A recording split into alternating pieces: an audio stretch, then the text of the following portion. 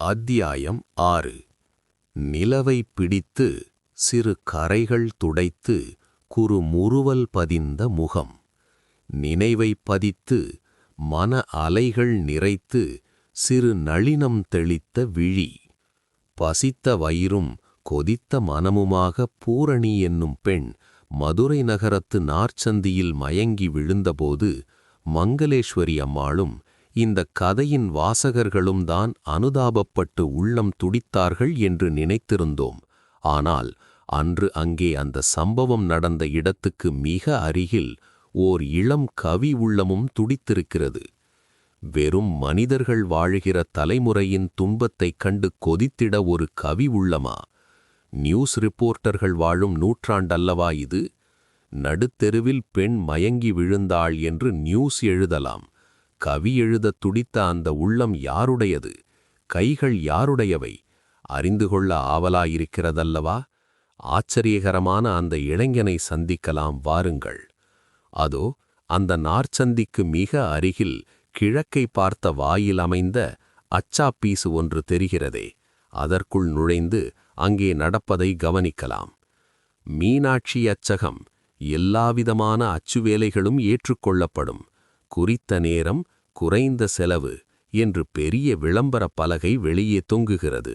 அப்போது சரியான பிற்பகல் நேரம். அச்சகத்து முகப்பறையை தெருவிலிருந்து பார்த்தாலும் அறையிலிருந்து தெருவை பார்த்தாலும் நன்றாக தெரிகிற விதத்தில் அது அமைந்திருக்கிறது. வாசலில் வந்து நின்ற காரிலிருந்து அச்சகத்தின் உரிமையாளர் போல் தோற்றமளிக்கும் முதியவர் ஒருவர் இறங்கி வேகமாக உள்ளே வருகிறார். முகப்பறைக்குள் நுழைகிறார். மேஜையில் எதையோ தேடுகிறார். நோட்டு புத்தகம் போல் பெரிய டைரி ஒன்று விரிந்து கிடக்கிறது. கண்ணாடியை மாட்டிக்கொண்டு எடுத்து படிக்கத் தொடங்குகிறார். படிக்க படிக்க முகத்தில் சிடுசிடுப்பும் சீற்றமும் பரவுகின்றன. இந்த சமூகம் எங்கே உருப்படப் போகிறது? உச்சி வெயிலில் கேள்வி முறையின்றி ஒரு பெண் நடுத்தெருவில் சோர்ந்து விழுந்து கிடந்தாள். காரும் லாரியும் கூட்டமுமாக வேடிக்கை பார்க்கத்தான் எவ்வளவு நெருக்கம்! உள்ளத்தை கொள்ளை கொள்ளும் அழகோடு ஒரு பெண் இப்படி மண்ணில் விழலாமா? ஏன் விழுந்தாள்? யாரால் விழ நேர்ந்தது? அடே அரவிந்தா, நீ கவிஞன். உன்னுடைய உள்ளம் இன்னுமா துடிக்கவில்லை? இதைக் கண்டுமா கொதிக்கவில்லை? பாடு. துடிப்பதெல்லாம் திரட்டி ஏதாவது பாடிவை. நீ அச்சாப்பீஸில் ப்ரூஃப் திருத்தப் பிறந்தவனா? இல்லை, இல்லவே இல்லை. நீ கவி உள்ளம் படைத்தவன். சமூகத்தை திருத்தி நேர் செய்யப் பிறந்தவன். படித்துக் கொண்டே வந்த முதியவரின் முகம் சீற்றத்தின் எல்லையை காட்டியது. அவ்வளவு சினத்தையும் கையில் சேர்த்து மேஜை மேலிருந்த மணியை ஓங்கிக் குத்தினார். 2-3 முறை அப்படி குத்தி மணி அதிர்ந்த பின் ஒரு சிறுவன் வேகமாக ஓடி வந்து அடக்க ஒடுக்கமாக நின்றான். அந்த கழுதை அரவிந்தன் இருந்தால் உடனே கூப்பிடு. வர வர பைத்தியம் முற்றித்தான் போய்விட்டது பையனுக்கு.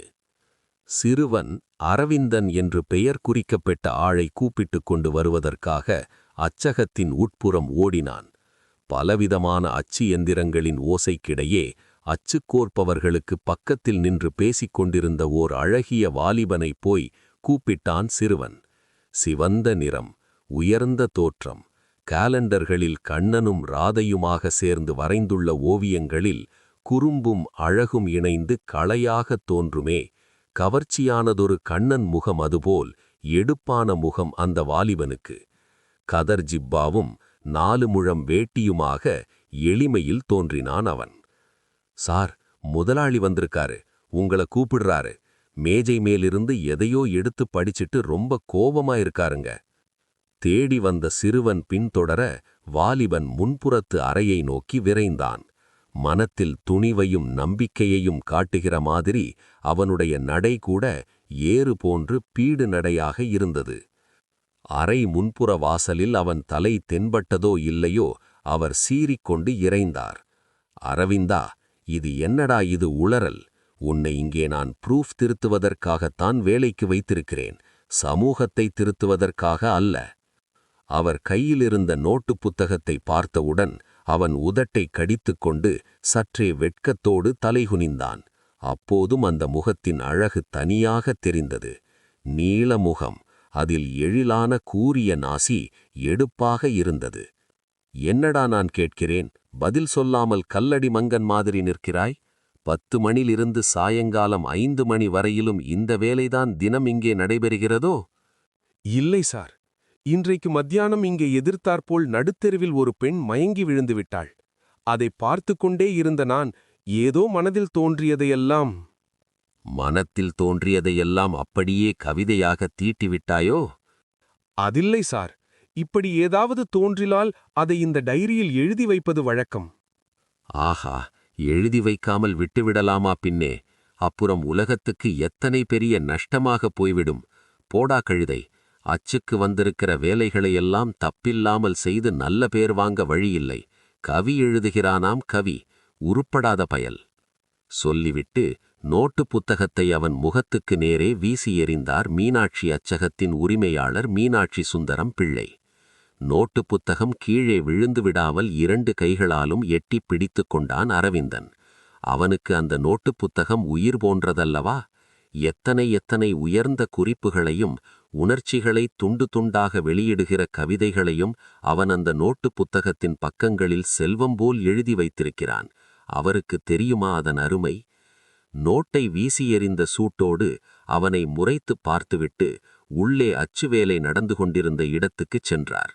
அவர் திரும்பி வருவதற்குள் தான் எழுதியிருந்த கவிதைகளை தானே ஒருமுறை கள்ளத்தனமாக ரசித்துவிடும் ஆவலுடன் அவசர அவசரமாக நோட்டை பிரித்தான். நிலவை பிடித்து என்று தொடங்கிய முதல் 2 வரிகளை மனத்திற்குள்ளேயே விரைவாக படித்தபின் மற்ற வரிகளை சத்தத்தோடு வாய்விட்டு படிக்கத் தொடங்கினான். தரளம் மிடைந்து ஒளி தவழக் குடைந்து இரு பவளம் பதித்த இதழ் முகிலை பிடித்துச் சிறு நெழியை கடைந்து இரு செவியில் திரிந்த குழல் அமுதம் கடைந்து சுவை அளவிற் கலந்து மதன் நுகரப் படைத்த எழில். படித்துக்கொண்டே வரும்போது அந்த பெண்ணின் முகத்தை கண்களுக்கு முன் கொண்டு வர முயன்றான் அரவிந்தன். குடையும் கையுமாக அவள் அன்னநடை பயின்றதும் பின்பு வீதி நடுவே மூர்ச்சையற்று விழுந்ததும் அவன் கண்ணுக்குள் மறையாக் காட்சிகளாய் நின்றன. அசைபோடுவது போல் பாட்டை மறுபடியும் மறுபடியும் சொல்லி இன்புற்றான். நான் கூட நன்றாகத்தான் பாடியிருக்கிறேன், என்ன சந்தம், என்ன பொருளழகு என்று தனக்குத்தானே பெருமையாகச் சொல்லிக் கொண்டான். அதற்குள் முதலாளியின் அதிகாரக் குரல் அவனை விரட்டியது. நோட்டு புத்தகத்தை ஒளித்து வைத்துவிட்டு உள்ளே ஓடினான். ஏம்பா அரவிந்தா, அந்த நாவல் புத்தகம் ஒன்று வேலை செய்ய எடுத்துக்கொண்டோமே, அயோக்கியன் எழுதிய அழகப்பனின் மர்மங்கள் என்று. சார் சார், தப்பு. அழகப்பன் எழுதிய அயோக்கியனின் மர்மங்கள் என்பதுதான் சரியான தலைப்பு. ஏதோ ஒரு குட்டிச்சுவரு, அது எத்தனை பாரம் முடிந்திருக்கிறது? 10 பாரம் முடித்தாகிவிட்டது. 10? சரி, சுருக்கப் பார்த்து விரைவாக முடி. எதற்குச் சொல்கிறேன் என்றால், நானே சொந்தத்தில் பெரிதாக ஒரு வெளியீட்டு வேலை எடுத்துக்கொள்ள நினைத்திருக்கிறேன். அது சம்பந்தமாக நீ கூட இன்று ஓரிடத்துக்கு போய் வர வேண்டும். இந்த நாவரை முடித்துக் கொண்டால் வேறு அதிக வேலையின்றி என் திட்டத்திற்கு ஏற்ற மாதிரி ஓய்வாக இருக்கும். ஓ, அதற்கென்ன சார், இதை இன்னும் 2 நாட்களில் முடித்து விடுகிறோம். பெரியவர் கோபம் தணிந்து அரவிந்தனிடம் நிதான நிலைக்கு வந்திருக்கிறார் என்பதை அவர் பேச்சுக் காட்டியது. எப்போதுமே அவர் இப்படித்தான், காரணமின்றி இறைவார். உடனே தோளில் கை வைத்து பேசவும் ஆரம்பித்து விடுவார். சீக்கிரமே கோபம் மறந்து போகும் அவருக்கு. சில சமயத்தில் உரிமையோடு அளவுக்கு மீறி இறைந்து பேசிக் கடிந்து கொண்டாலும் அரவிந்தன் மேல் அவருக்கு தனி அபிமானமும் பாசமும் உண்டு. அரவிந்தனுக்கு வீடு வாசலெல்லாம் அதுதான். இரவு பகல் பாராமல் உழைத்துவிட்டு அங்கேயே 4 நியூஸ் பிரிண்ட் காகிதத்தை விரித்து அதிலேயே படுத்து உறங்கிவிடுகிறவன் அவன். மீனாட்சி அச்சகம் என்ற நகரத்தின் புகழ்பெற்ற அச்சகத்துக்கு மேனேஜர், ப்ரூஃப் ரீடர், கணக்கு எழுதுபவர் எல்லாம் அரவிந்தன்தான். சமயங்களில் பில் கலெக்டர் கூட அவன்தான். எந்த வேலையை எப்போது எப்படி செய்ய வேண்டும் என்று அரவிந்தருக்கு அத்துபடி. அவனுக்கு நல்ல முகராசி உண்டு, வினயமும் அதிகம், சுறுசுறுப்பு ஒரு நல்ல மூலதனம். அரவிந்தனிடம் அது குறைவின்றி இருந்தது. அவனால் எதையும் செய்யாமல் ஒரு வினாடி கூட இருக்க முடியாது. ஒவ்வொரு வினாடியும் எதையாவது செய்து கொண்டிருக்க வேண்டும் அவனுக்கு. அப்படி ஒரு கூர்மை, அப்படி ஒரு துருதுருப்பு. டயரி எழுதுகிற பித்து அவனுக்கு அதிகம். டயரி என்ற பெயரில் 2-3 பெரிய நோட்டு புத்தகங்களை தைத்து பைண்டு செய்து வைத்துக் கொள்வான்.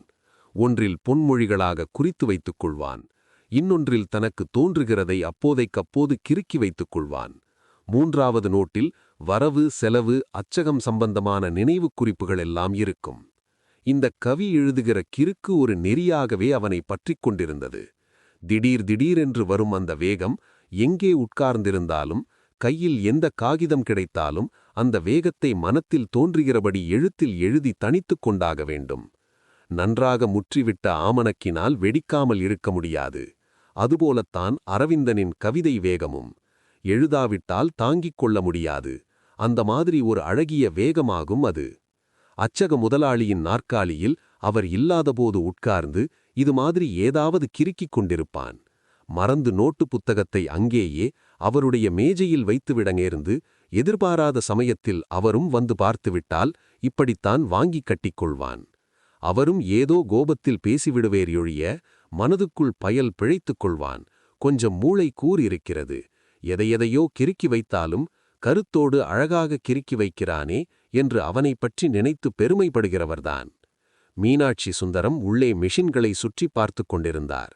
அரவிந்தன் மனத்திலோ குடைபிடித்த மங்கையும் குமின் சிரிப்பு முகமுமாக மத்தியானம் மயங்கி விழுந்த பெண் உலா வந்து கொண்டிருந்தாள். அவன் அங்கிருந்து மெல்ல நழுவினான்.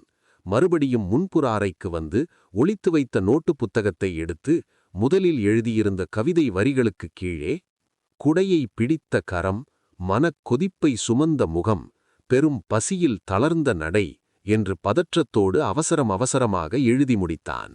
கோவிந்தா, தியேட்டர்காரர்கள் ஏதோ சுவரொட்டி அடிக்க வேண்டும் என்றானே, பேப்பர் அனுப்பினாயா? இல்லை சார், காலையிலே வந்தான். நீங்களே உங்கள் கணக்கில் கடனாக பேப்பர் வாங்கி அடித்துக் கொடுத்தால் பின்னால் கொடுத்து விடுகிறேன் என்றான். அதெல்லாம் உனக்கு சரிப்படாது. சாயங்காலம் பேப்பரோடு வா, இல்லையானால் நீயே ஆர்ட் பேப்பர் மாதிரி மழமழவென்று வெளுப்பாயிருக்கே, உன்னையே மிஷினில் விட்டு அடித்து விடுவேன் என்று பயமுறுத்தி அனுப்பினேன். சாமர்த்ததான் போ, இந்த வாயரட்டைக்கு ஒன்றும் குறைவில்லை. அரவிந்தன் மெல்ல சிரித்துக் கொண்டான். ஃபோர்மேன், அச்சுக்கோப்பவர்கள், 2 ட்ரெடல்கன் உட்பட எல்லோரும் அரவிந்தனின் நகைச்சுவையை ரசித்து சிரித்துக் கொண்டிருந்தனர். அரவிந்தனின் குறும்புக்கு இணையே இல்லை. யாருடைய குற்றத்தையும் எவருடைய தவறுகளையும் ஒளிவு மறைவின்றி பழிச்சென்று 4 பேருக்கு முன்னால் உடைத்து விடுவான். தன்னிடம் குற்றமோ பொய்களோ போன்ற அழுக்குகள் இல்லாததால் அவனுக்கு மற்றவர்களிடம் பயமே இல்லை. இதனால் எல்லோருக்கும் அவனிடம் பயம். அவனுக்கு முன்னால் தப்பு செய்ய பயம், தப்பாக பேச பயம், தீயவை எல்லாவற்றிற்குமே அவன் முன் பயம்தான். ஒரு சமயம் தொடர்ந்தாற்போல் ஓர் அச்சுக்கோப்பவன், கம்போசிட்டர், ஈய எழுத்துக்களை திருடி தன் டிஃபன் பாக்ஸில் போட்டு கடத்திக் கொண்டிருந்தான். அரவிந்தனுக்கு இது தெரிந்துவிட்டது. மறுநாள் காலை அந்த அச்சுக்கோப்பவன் தன் இடத்துக்கு வந்தபோது அங்கே கீழ்க்கண்டவாறு கம்போஸ் செய்து வைத்திருந்தது. 4 நாட்களில் 150 கணாக்களையும் 200 அணாக்களையும் 70 லையின்னாக்களையும் டிஃபன் செட் மூலம் கடத்திய தீரனே, இன்று மாலை 3 மணிக்குள் அவற்றையெல்லாம் திரும்ப கொண்டு வருகிறாயா, அல்லது இதற்கு மேல் நீயே கம்போஸ் செய்து கொள்ளலாம். அரவிந்தன். இதை படித்துவிட்டு அலறியடித்துக் கொண்டு ஓடி வந்தான் அந்த ஆள். உடனே வீட்டுக்கு போய் எல்லாவற்றையும் எடுத்துக்கொண்டு வந்து கொடுத்துவிட்டு அரவிந்தனிடம் மன்னிப்பு கேட்டுக்கொண்டான். ஒரு சினிமா தியேட்டர்காரரிடம் நிறைய பாக்கி விழுந்துவிட்டது. அவருடைய தியேட்டருக்கு அடித்தனுப்பிய சுவரொட்டிகளில் அச்சகத்தின் பெயர் போடுகிற மூலையில், உங்கள் பாக்கி விஷம் போல் ஏறிவிட்டது. கடிதம் எழுதியும் பில் அனுப்பியும் எனக்கு அழுத்துப் போயிற்று. விரைவில் பாக்கியை தீருங்கள். வேறு வழியில்லாததால் உங்கள் செலவில் உங்கள் பேப்பரிலேயே இதை கம்போஸ் செய்து அனுப்புகிறேன் என்று சிறிய எழுத்துக்களில் அச்சிட்டு கீழே அச்சகத்தின் பெயரையும் போட்டு அனுப்பிவிட்டான் அரவிந்தன். சுவரொட்டி ஒட்டப்பட்டபோது ஊரெல்லாம் கேலி கூத்தாகிவிட்டது. மறுநாளே ஓடோடி வந்து பாக்கியை தீர்த்துவிட்டு போனார் சினிமா தியேட்டர்காரர். இந்த 28 வயதில் அரவிந்தன் மீனாட்சி அச்சக நிர்வாகத்தையே தனித்தூண் போலிருந்து தாங்கிக் கொண்டிருந்தான். அரவிந்தன் அழகன், அறிஞன், கவிஞன், சாமர்த்தியமான குறும்புக்காரன், எல்லாம் இணைந்த ஒரு குணச்சித்திரம் அவன். பார்த்தவுடன் பதிந்துவிடுகிற கவரும் தன்மை வாய்ந்த முக்கோண வடிவ நீள முகம் அவனுடையதாகையால் ஒரு தடவை பார்த்தாலும் அவனை மறக்க முடியாது. ஆணியல்புக்கு சற்று அதிகமாகவே சிவந்து தோன்றும் உதடுகளின் குறும்பு நகை நெழிய அவன் பேசும்போது சுற்றி நிற்பவர்களின் கண்களெல்லாம் அவன் முகத்தில்தான் ஆவலோடு பதிய முடியும். அரவிந்தனுக்கு பிடிக்காதவை காலர் வைத்த ஆர்ப்பாடமான சட்டைகள் அணிவதும் 8 முழம் வேட்டி கட்டுவதும். எளிமையை எல்லாவற்றிலும் விரும்புகிற சுபாவமுள்ளவன் அவன். தமிழ்நாட்டுச் சூழ்நிலையே எளிமைக்கு ஏற்றது என்று வாதாடுவான். இது ஏழைகளின் தேசம். இங்கே ஒவ்வொருவரும் குறைவான வசதிகளை அனுபவிப்பதோடு மற்றவர்களுக்கு விட்டுக் கொடுக்க தயாராக இருக்க வேண்டும் என்று அடிக்கடி புன்னகையோடு கூறுவான் அரவிந்தன். காந்திய கொள்கைகளை போற்றுவதில் விருப்பமும் மதிப்பும் கொண்டிருந்தான் அரவிந்தன். கைப்பிடிக்குள் அடங்கிவிடுகிறார் போல் ஒரு சின்னஞ்சிறு திருக்குறள் புத்தகம் எப்போதும் அவனுடைய சட்டைப்பையில் இருக்கும். அரவிந்தா, இப்படி வா, உன்னிடம் கொஞ்சம் தனியாக பேச வேண்டும் என்று அவனை அன்போடு முன்னரைக்கு அழைத்துச் சென்றார் அச்சக உரிமையாளர் மீனாட்சி சுந்தரம். உள்ளே அழைத்துச் சென்று கொண்டு அவனை உட்கார செய்து தம் திட்டத்தை விவரித்தார். விளையாட்டு பிள்ளை போல் தோன்றினாலும் அவனுடைய திறமையில் அவருக்கு அசையாத நம்பிக்கை. அவனை கலந்து கொள்ளாமல் எதுவும் செய்ய மாட்டார். அவர் அன்று கூறிய புது திட்டத்தை அரவிந்தன் முழுமனதோடு ஒப்புக்கொண்டான். நிச்சயமாக இந்த திட்டம் நமக்கும் பயன்படும், நாட்டுக்கும் பயன்படும். சிறந்த தமிழறிஞர்கள் நூல்களை மலிவான விலையில் வெளியிட்டு பரப்ப வேண்டியது அவசியம்தான். சாமர்த்தியமாக வெளியிட்டு விற்றால் நமக்கு கைப்பிடிப்பு இருக்காது. அப்படியானால் முதலில் இதோ இந்த முகவரிக்கு போய் உரியவர்களை பார்த்து ஆக வேண்டிய காரியங்களை ஏற்பாடு செய்து பேசிவிட்டு வா என்று முகவரியை நீட்டினார் அவர். நான் 7:30 மணி வரை இங்கேயே இருக்கப் போகிறேன். காரிலே போய்விட்டு வந்துவிடு அரவிந்தா. அவருக்கு தெரியாமல் தன்னுடைய நோட்டு புத்தகத்தையும் எடுத்துக்கொண்டான் அரவிந்தன். நினைவு வைத்துக்கொள், இப்போது நீ போகிற இடத்திலிருந்துதான் முதலில் நாம் வெளியிடப் போகிற நூல்கள் கிடைக்க வேண்டும். காரியத்தை பழமாக்கிக் கொண்டு வா என்று வாசல் வரை உடன் வந்து கூறி அவனை காரிலேற்றி அனுப்பினார் மீனாட்சி சுந்தரம். மருள் மாலை போதின் ஒளிமயங்கிய மாலை. அழகு மதுரை நகரின் தெருக்கள் எப்படி இருக்கிறது என்று கவியின் கண்ணோடு அனுபவித்துக் கொண்டே காரில் விரைந்தான். திண்டுக்கல் ரோட்டின் அருகில் மேற்கே திரும்பியதும் டிரைவர் எங்க போகணுங்க என்று இடம் கேட்டான். அரவிந்தன் இடத்தைச் சொன்னான். வேகத்தில் மனம் துள்ளியது. நினைவுகள் உல்லாசத்தில் மிதந்தன. நினைவை பதித்து மன அலைகள் நிறைந்த சிறு நளினம் தெளிந்த விழி என்று வாய் இனிமையில் தோய்த்த குரலை இழுத்து பாடியது. மனம் அந்த முகத்தை நினைத்தது. இதழ்களில் குறுநகை நிலவியது. மங்களேஸ்வரி அம்மாள் வீட்டு டிரைவருக்கு வீட்டை அடையாளம் காட்டி திருப்பி அனுப்பிய பூரணி வீடு பூட்டியிருப்பது கண்டு திகைத்து நின்றாள் அல்லவா? அந்த சமயத்தில் இன்னொரு சிறிய கார வீட்டு வாசலில் வந்து நின்றது. பேராசிரியர் அழகிய சிற்றம்பலம் அவர்களின் வீடு இதுதானே? பூட்டிய கதவை பார்த்து கொண்டு மலைத்துப் போய் நின்ற பூரணி விசாரிக்கும் குரலை கேட்டு திரும்பினாள். திரும்பிய முகத்தை பார்த்து அரவிந்தன் ஆச்சரியத்தில் திளைத்தான். அதே முகம், அதே அழகு. நிலவை பிடித்து சில கரை துடைத்த குறுமுறுவல் பதித்த வதனம். அன்று நண்பகலில் அச்சகத்துக்கு எதிரே தெருவில் மயங்கி விழுந்த அதே பெண். அவனுக்கு கவிதை தந்த வனப்பு, கனவு தந்த முகம், கற்பனை தந்த சௌந்தரியம் அந்த வாசற்படியில் நின்று கொண்டிருந்தது. நீங்கள் யார்? உங்களுக்கு என்ன வேண்டும்? சிறிது சினத்துடன் கேட்டாள் பூரணி. நான் மீனாட்சி அச்சகத்திலிருந்து வருகிறேன். என் பெயர் அரவிந்தன். புத்தகங்கள் வெளியிடுகிற விஷயமாக பேராசிரியரின் பெண்ணை பார்த்து கொஞ்சம் பேச வேண்டும். சிரித்துக்கொண்டே மறுமொழி கூறிய அரவிந்தன் கையில் நோட்டு புத்தகத்தோடு வாசல் திண்ணையின் மேல் தானாக எடுத்துக்கொண்ட உட்காரும் உரிமையோடும் துணிந்து அமர்ந்து விட்டான். பூரணிக்கு அப்போது ஒரே கசப்பான மனநிலை. இவ்வுலகத்தில் அத்தனை பேரும் ஏமாற்றுபவர்கள், அத்தனை பேரும் பிறருக்கு உதவாதவர்கள் என்கிற மாதிரி விரக்தியும் வெறுப்பும் கொதித்துக் கொண்டிருந்த சமயம். புதுமண்டபத்து புத்தக வெளியீட்டாளர் மேலிருந்த கோபம் அத்தனை புத்தக வெளியீட்டாளர் மேலும் திரும்பியது. அரவிந்தன் வந்த விதம், சிரித்துக்கொண்டே உட்கார்ந்து பேசத் தொடங்கிய விதம் ஒன்றும் இவளுக்கு கவர்ச்சியளிக்கவில்லை. உதடுகள் துடிக்க, அழகிய முகம் சிவக்க, அரவிந்தனை வார்த்தைகளால் சாடினாள் அவள். புத்தகமுமாயிற்று, புடலங்காயுமாயிற்று. புண்ணாக்கு விற்கிறவர்களெல்லாம் புத்தகம் வெளியிட வந்து விடுகிறார்கள். இப்போது யாரையும் நம்ப முடிவதே இல்லை. வரும்போது சிரிக்கச் சிரிக்க அரிச்சந்திரன் போல் உண்மை பேசுகிறார்கள். கடைசியில் அவள் முடிக்கவில்லை. அரவிந்தன் இடைமறித்து குறுக்கிட்டான். அவன் முகத்தில் சிரிப்பு மாறிவிட்டது. நிறுத்துங்கள், உங்கள் மனநிலை இப்போது சரியில்லை போலிருக்கிறது. இன்னொரு சமயம் வருகிறேன். நீங்கள் தெருவில் மயங்கி விழுந்துவிட்டால் அதற்கு உலகமெல்லாம் பிணை என்று நினைத்து சீர வேண்டியதில்லை. திண்ணையிலிருந்து எழுந்து விறுவிறுவென்று நடந்து போய் காரில் உட்கார்ந்து கொண்டான் அரவிந்தன். கார் தூசியை கிளப்பிக் கொண்டு விளைந்தது. கோபத்தோடு ஏதோ சொல்ல வாய் திறந்த பூரணி அந்த சொற்களை வாய்க்குள்ளேயே அடக்கிக் கொண்டாள்.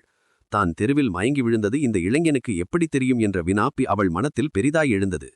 திரும்பினால் திண்ணையில் அவன் உட்கார்ந்திருந்த இடத்திற்கு அருகில் அவன் கையில் கொண்டு வந்த நோட்டு புத்தகத்தை மறந்து வைத்துவிட்டு போயிருந்தான்.